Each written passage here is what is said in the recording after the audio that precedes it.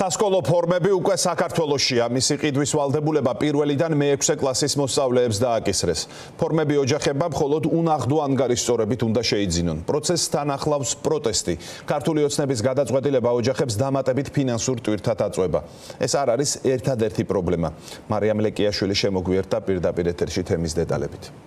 დიახ, დაწყებითი კლასის მოსწავლეებისთვის სკოლის ფორმების ნაწილი უკვე არის. საქართველოში ქართული ოცნების განათლების სამინისტრომ სპეციალური კომპანიიდან ასეთი 1,801,000 ერთეული შეიძინა, რაც ჯამში 46 მილიონი ლარი დაჯდა. დაახლოებით მაყურებელს შევახსენებ იმასაც, რომ სკოლის მოსწავლეების სასკოლო ფორმების ერთი კომპლექტი დაახლოებით 95 ლარი დაჯდება. როგორც განათლების სამინისტრო იუწყება მშობლებს დაწყებითი კლასის მოსწავლეებისთვის ფორმების შეძენა მხოლოდ უნაღდო ანგარიშწორებით.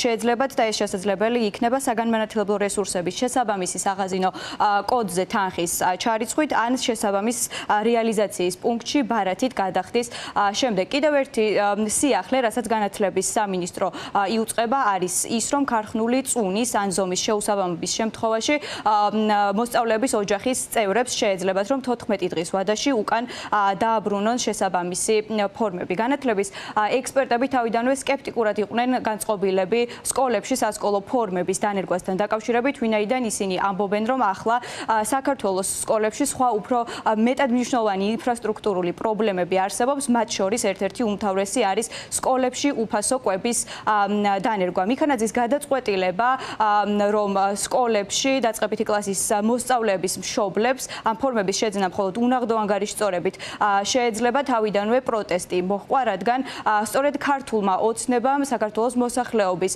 უმეტესი ნაწილი დააყადაღა, ამიტომ ისინი ვერ შეძლებენ, რომ ეს თანხა სწორედ ბარათით გადაიხადონ. მშობლები ასევე პასუხობენ გივი მიქანაძის იმ მუქარასაც, რომელსაც ის ბოლო პერიოდია ძალიან აქტიურად აჟღერებს იმ მშობლების მიმართ, რომლებიც გადაწყვეტენ, რომ საკუთარ შვილებს ეს ფორმები არ ჩააცვან. მშობლები მიქანაძეს მოუწოდებენ, რომ ის იყოს მეტად კორექტული.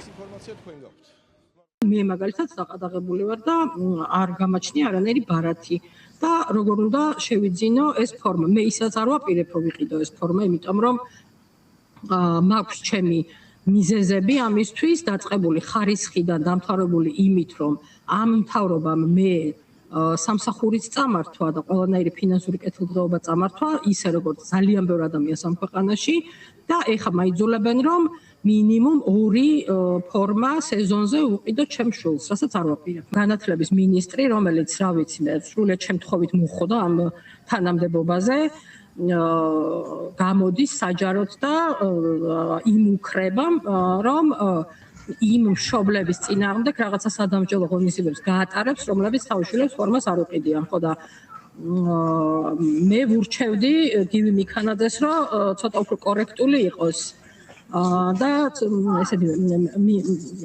ესეთი მიუღებელი ფორმებით არ ელაპარაკებოდეს თავის მოსახლეობას და უშუალოდ მოსწავლეების მშობლებს. რეალურად მიზეზს სამწუხაროდ დიდი ხანია უკვე არ განმარტავენ, ანუ არგუმენტაციას არ წარმოადგენენ მხოლოდ გადაწყვეტილებას. ამის მიზეზი შეიძლება იყოს ტექნიკური, რომ თქვათ უფრო ემარტივებად, თუმცა აქაც ჩანს, რომ თქვათ საზოგადოების იმ ნაწილზე, ვისთვისაც ეს კომფორტული არ არის, ნაფიქრი არ აქვს, მაგრამ აქ უფრო მნიშვნელოვანი საკითხი არის თვითონ ეს ფორმების შემოღება იმ თვალსაზრისით, რომ ეს მნიშვნელოვანი ტვირთი იქნება, ფინანსური ტვირთი მშობლებისთვის.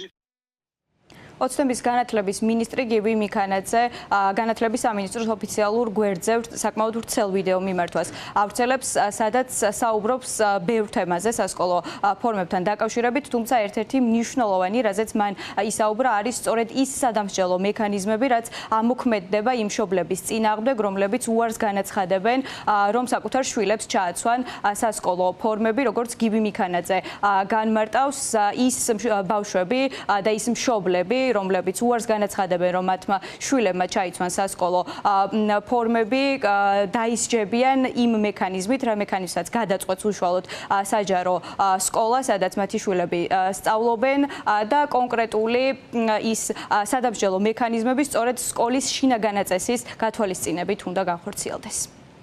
რა ხდება იმ შემთხვევაში, თუ მოსწავლე სკოლაში გამოცხადდება ფორმის გარეშე?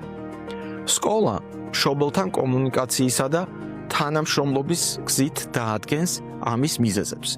თუ ბავშვს ჯანმრთელობის მდგომარეობის გამო არ შეუძლია ფორმის ტარება, მშობელი წარმოადგენს შესაბამის სამედიცინო ცნობას, რის საფუძველზეც მოსწავლე თავისუფლდება ფორმის ტარებისგან და მას მხოლოდ შინაგანაწესით დადგენილი ჩაცმის წესის დაცვა მოეთხოვება. თითოეული ასეთი შემთხვევა განიხილება ინდივიდუალურად, ბავშვის ჯანმრთელობისა და საუკეთესო ინტერესების გათვალისწინებით. იმ შემთხვევაში, თუ მშობელი ვერ ასაბუთებს, თუ რატომ ამბობს მოსწავლე უარს სასკოლო ფორმის ტარებაზე, საკითხი დარეგულირდება სკოლის შინაგანაწესის შესაბამისად. კიდევ ერთი ცვლილება, რომელიც 2026-2027 სასწავლო წელს შეეხება, იქნება განახლებული სახელმძღვანელოები, პირველი, მეხუთე, მეშვიდე, მეცხრე და მეათე კლასის მოსწავლეები განახლებული სახელმძღვანელოებით ისწავლიან, როგორც ცნობილია, სახელმძღვანელოებში იქნება განახლებული პროგრამა, თუმცა უცნობია იქნება თუ არა შეცვლილი უშუალოდ წიგნის გარევიზუალი.